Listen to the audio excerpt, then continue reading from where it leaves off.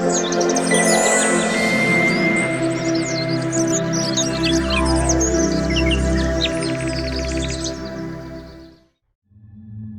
मंत्र में स्वागत है दोस्तों।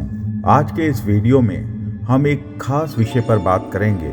यह एक ऐसा विषय है जिसमें लोग अमूमन किसी विशेष प्रकार की मानसिकता वाले लोगों का मजाक उड़ाते नजर आ जाते हैं। उनके मीम या चुटकुले बनाए जाते हैं। उनकी सोच को बहुत घटिया या नीच बताया जाता है। तो कौन सा है यह विषय और कौन से हैं वो लोग जिनकी मानसिकता पर ऐसे सवाल उठते हैं? कहीं आप भी तो उन जैसों में शामिल नहीं? और क्या कहा है महात्मा बुद्ध ने ऐसे लोगों के लिए? यह सब जानने के लिए जुड़े रहें हमारे साथ।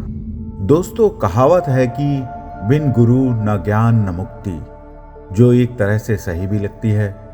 बिना गुरु के ज्ञान हासिल करना मुश्किल है और बिना ज्ञान के इस संसार में कोई मुकाम हासिल करना और भी मुश्किल है। मगर यह बात तभी सही हो सकती है जब गुरु वास्तव में ज्ञानी हो, गुणवान हो, ना कि कोई अज्ञानी, पाखंडी या ढोंगी हो। मगर आज के इस दौर में जब लालच और स्वार्थ लगभग हमारे जीवन का एक जरूरी अंग बन चुका है, क्या ऐसा गुरु मिलना संभव है? एक ऐसा गुरु जो विद्या और ज्ञान में निपुण हो, जिसके हृदय में प्रेम और दया हो, जिसके व्यवहार में नैतिकता हो और जो अपने शिष्यों का सही मार्गदर्शन करे, ना कि उन्हें गुमराह करे। दोस्तों, जिस इंसान को ऐसे गुणों वाला गुरु मिल जाता है, उसका तो जीवन धन्य हो जाता है। लेकिन अगर गुरु के रूप में उसे कोई अज्ञानी, पाखंडी या ढोंगी मिल जाए तो फिर उसका पूरा जीवन ही धिक्कार हो जाता है। आज हम ऐसे ही लोगों की बात करेंगे जिन्हें गुरु के रूप में कोई अज्ञानी, पाखंडी या ढोंगी मिल गया और वो लोग उसकी बातों या उसके तथाकथित खोखले आदर्शों या विचारों के प्रति इतने आसक्त हो गए हैं कि उनके खुद के विचार, उनका विवेक और उनकी बुद्धि लगभग गुलाम से बन गए हैं, या यूं कहें कि उसे समाप्त कर दिया गया है। ऐसे लोगों की दुनिया बिल्कुल अलग होती है। ऐसे लोग कभी तर्कशील नहीं होते। ये हमेशा कुतर्कों के सहारे रहकर ही जीवन जीना पसंद करते हैं। और तो और ये अपने परिवार और अपनी अगली पीढ़ी को भी यही जीवन शैली देकर चले जाते हैं। आज के वीडियो में हम ऐसे ही लोगों पर चर्चा करेंगे जिन्हें अक्सर लोग अंधभक्त कहते हैं। दोस्तों, अज्ञान बहुत खतरनाक और घातक होता है। अज्ञानता से मनुष्य में डर पैदा किया जाता है, डर से उसमें अंधविश्वास पैदा किया जाता है और अंधविश्वास से मनुष्य में अंधभक्ति पैदा होती है और अंधभक्ति मनुष्य के विवेक यानी उसके सोचने समझने की शक्ति को शून्य कर देती है। हमें यह बात हमेशा ध्यान रखनी चाहिए कि जिस इंसान का विवेक शून्य हो जाता है, वह इंसान केवल मानसिक गुलामी वाला जीवन ही जीता है। वो अपनी समस्याओं और दुखों के समाधान के लिए अपनी बुद्धि का प्रयोग कभी नहीं कर पाता, ना ही आत्मविश्लेषण कर पाता है।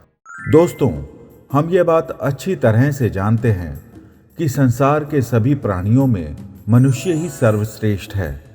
मनुष्य के व्यक्तित्व की सबसे बड़ी शक्ति उसका विवेक होता है, जिसमें उसके मन और बुद्धि की बड़ी भूमिका होती है।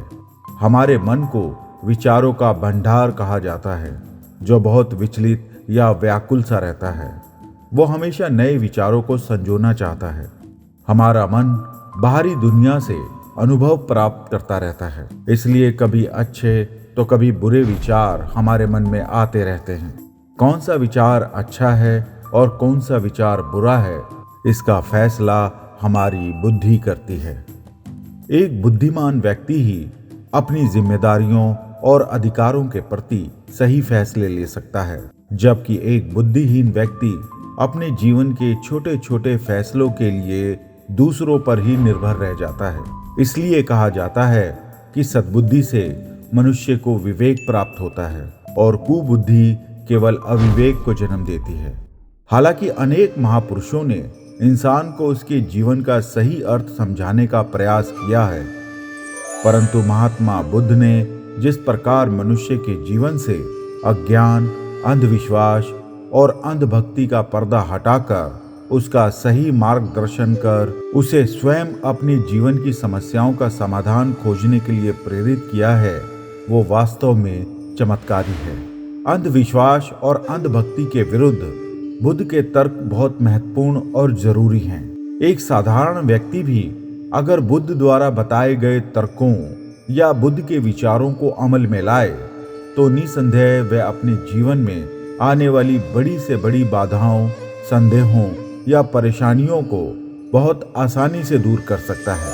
महात्मा बुद्ध ने हमें साक्षात्कार यानी खुद ही जानने और अपनी बुद्धि के इस्तेमाल से आत्मशुद्धि और सत्य की प्राप्ति का मार्ग दिखाया है, जिसका सबसे शानदार उदाहरण स्वयं बुद्ध ही हैं, जिन्होंने आत्मनिरीक्षण किया और बुद्ध बन गए। बुद्ध के मुताबिक मनुष्य के मस्तिष्क में सब कुछ समाहित है, सत्य भी असत्य भी, धर्म भी अधर्म भी, देव भी दानव भी, प्रेम भी क्रोध भी, करुणा भी क्रूरता भी, परिश्रम भी आलस्य भी। हमारे इस मस्तिष्क में विश्वास भी है और विनाश भी, न्याय भी है और अन्याय भी। मनुष्य स्वयं ही तय कर सकता है कि उसे कौन से मार्ग पर चलना है।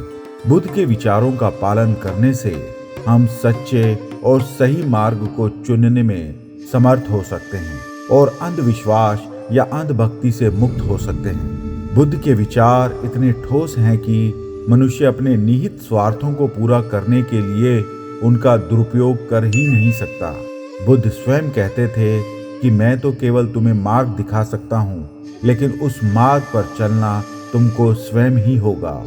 मैं तो मार्गदाता हूँ, कोई मोक्षदाता नहीं। दोस्तों, अगर आपके पास भी है ऐसे ही सुंदर विचार, तो क्यों ना शेयर करें उन्हें अपने दोस्तों के साथ। कमेंट में लिखिए विचार और भेजिए हमारे पास, हम बांटेंगे उन्हें पूरी दुनिया के साथ। तो मूल मंत्र को सब्सक्राइब कीजिए